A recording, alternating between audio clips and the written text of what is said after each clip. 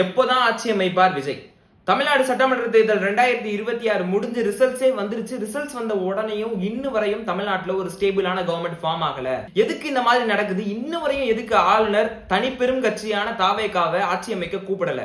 2 வாட்டி போய் மீட் பண்ணியிருக்காங்க ஆளுநரை. தாவேகால இருந்து போயிட்டு அவங்களோட கேண்டிடேட்ஸ், அவங்களோட எம்எல்ஏ லிஸ்ட்டை கொடுத்தும், அவங்களுக்கு ஆதரவா வந்த காங்கிரஸோட லிஸ்ட்டை கொடுத்தும் 113 சீட் இருக்கு அப்படின்றத காட்டியும் இன்னும் வரையும் கவர்னர் அவங்கள ஆட்சி அமைக்கிறதுக்கு கூப்பிடல. அதுக்கான காரணம் என்ன அப்படின்றத பார்க்கலாம். ஃபர்ஸ்ட் ஆஃப் ஆல், எதுக்கு அவர் ஆட்சி அமைக்க கூப்பிடணும்? தனிப்பெரும்பான்மையே வாங்கலையே ப்ரோ, 118 சீட்டு வாங்கினாதானே ஆட்சி அமைக்க கூப்பிடணும் அப்படின்னு கேட்டீங்கன்னா இல்ல. தனிப்பெரும்பான்மையை ஒரு கட்சியால வாங்க முடியலன்னா அதுக்கு அடுத்து இருக்கிற தனிப்பெரும் கட்சி, அதாவது ஹையஸ்ட் நம்பர் ஆஃப் சீட்ஸ் 234ல 108 சீட்டு வாங்கின தாவேகாவை கவர்னர் ஆட்சி அமைக்க கூப்பிடணும்.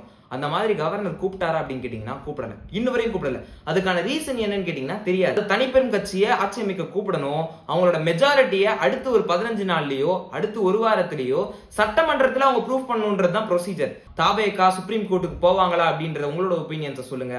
தாவேகாவை ஆட்சி அமைக்க அழைக்கணும் அப்படின்றது எல்லா கட்சிகளோட வலியுறுத்தலா இருக்கு. ஏன்னா இது ஒரு ஜனநாயக போர். இந்த மாதிரியான வீடியோஸ் உங்களுக்கு பிடிச்சிருந்துச்சுன்னா வாய்ஸ் ஆஃப் சுஜித்தை ஒரு சப்ஸ்கிரைப் பண்ணி வச்சுக்கோங்க. தேங்க்யூ.